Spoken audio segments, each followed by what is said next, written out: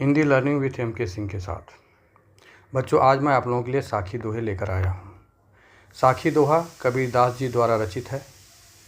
कबीरदास जी भक्तिकालीन संत कवि थे। वे एक सच्चे कवि, दार्शनिक और समाज सुधारक थे। उन्होंने साखी के माध्यम से बाहरी आडंबर, पाखंड, अनाचार, अंधविश्वास आदि के बारे में बताया। तो पहला दोहा उनका, गुरु गोविंद दोऊ खड़े, काके लागों पाए, बलिहारी गुरु आपने जिन गोविंद दियो बताए। तो यहाँ मीनिंग भी बता देते हैं।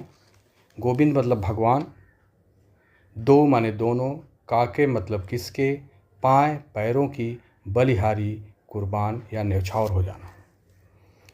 प्रस्तुत दोहे में कवि ने गुरु के ज्ञान की प्राप्ति का साधन बताया है कि गुरु के माध्यम से ही हमें ज्ञान की प्राप्ति होती है। कबीरदास जी कहते हैं कि उनके सामने बहुत बड़ी समस्या आ गई है। उनके सामने गुरु और ईश्वर दोनों खड़े हैं, परंतु उन्हें यह समझ में नहीं आ रहा है कि सबसे पहले किसके चरण स्पर्श करें। फिर उन्हें ध्यान आया कि सबसे पहले गुरु के चरण स्पर्श करने चाहिए, क्योंकि गुरु के द्वारा बताए गए मार्ग पर चलकर ही उन्हें गुरु की प्राप्ति हुई है। उन्हें भाव यह है कि गुरु ही एक ऐसा साधन है जिसके द्वारा बताए गए ज्ञान के माध्यम से व्यक्ति उस ईश्वर तक पहुंच सकता है। इसलिए कबीरदास जी अपने गुरु पर न्यौछावर होते हैं, क्योंकि गुरु की कृपा से ही उन्हें ईश्वर की प्राप्ति हुई है। यह है पहला दोहा। दूसरा है, जब मैं था तब हरि नहीं, अब हरि है मैं नाय, प्रेम गली अति सांकरी, तामे दो न समाए। यहाँ मैं का मतलब होता है अहंकार, हरि का मतलब भगवान, नाही मतलब नहीं, सांकरी माने तंग या पतली, समाही माने समाना, तामे माने जिसमें। इस दोहे में कबीरदास जी व्यक्ति के अहंकार की भावना के बारे में बताए हैं कि जब तक व्यक्ति के मन में अहंकार की भावना होती है, उसे ईश्वर की प्राप्ति नहीं होती।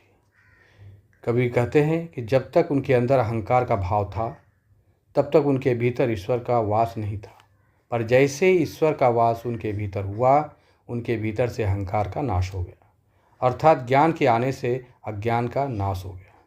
कबीरदास जी आगे कहते हैं कि प्रेम की गली बहुत तंग यानी पतली होती है, अर्थात प्रेम का रास्ता बहुत कठिन है। एक अहंकारी व्यक्ति कभी भी ईश्वर की भक्ति नहीं पा सकता है। अगर ईश्वर को पाना है तो मन के अहंकार अथवा विकार का त्याग करना होगा, तभी ईश्वर की प्राप्ति हो सकती है। तीसरा दोहा, काकर पाथर जोड़ के मस्जिद लई बनाए, ता चढ़ मुल्ला बांग दे, क्या बहरा हुआ खुदा है। कांकर मतलब कंकड़, बहरा माने जिसे सुनाई न दे, ता माने उस पर, खुदा माने ईश्वर। इस दोहे में कबीरदास जी ने समाज में व्याप्त बाह्य आडंबर यानी बाहरी दिखावा का विरोध किया है। कबीरदास जी इस दोहे के माध्यम से उन लोगों पर व्यंग किए हैं जो बाहरी आडंबर करते हैं। वे कहते हैं कि कंकड़ और पत्थरों को जमा कर ऊंची और सुंदर मस्जिद का निर्माण कर लिया गया है और उस पर चढ़कर मुल्ला यानी मौलवी जोर जोर से अल्लाह को पुकारते हैं। कभी ऐसे लोगों से पूछते हैं, क्या उनके खुदा बहरे हैं जिन्हें जोर जोर से पुकार रहे हैं। कहने का भाव यह है कि ईश्वर की भक्ति सच्चे दिल से की जाती है, न कि गलत आडंबर करने से प्राप्त। तो उन्होंने यहाँ पर ऐसे लोगों पर व्यंग किए हैं जो दिखावा करते हैं। उसी प्रकार से हिंदुओं के ऊपर भी उन्होंने व्यंग किया है जो बाह्य आडंबर करते हैं। पाहन पूजे हरि मिले, तो मैं पूजू पहाड़, ताते ये चाकी भली पीस खाए संसार। पाहन मतलब पत्थर, पूजे माने पूजने से, हरि भगवान, पहाड़ मतलब पहाड़, ताते माने उससे, चाकी चक्की, भली अच्छी। इस दोहे के माध्यम से कबीरदास जी हिंदुओं के बाह्य आडंबरों का विरोध किए। कबीरदास जी कह रहे हैं कि यदि पत्थर के पूजने से ईश्वर की प्राप्ति संभव है, तो वह बड़े से बड़े पहाड़ की पूजा करने के लिए तैयार है, परंतु यह संभव नहीं है।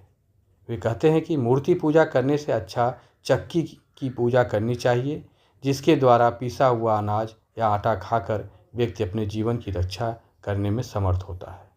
कहने का भाव यह है कि ईश्वर की प्राप्ति सच्चे मन से करने पर मिलती है, न कि बाहरी दिखावा करने से मिलती है।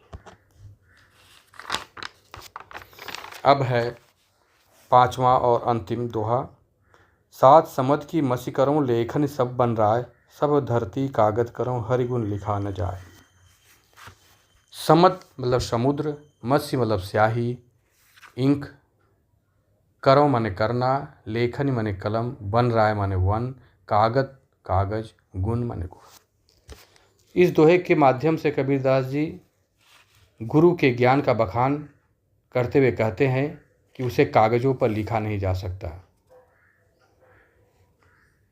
वे कहते हैं कि गुरु महिमा का वर्णन करते हुए कहते हैं, यदि पूरी धरा को कागज़ बना लिया जाए, धरती के सभी पेड़ों को कलम बना लिया जाए और 7 महासागर को स्याही बना लिया जाए, तो भी गुरु की महिमा का बखान नहीं किया जा सकता।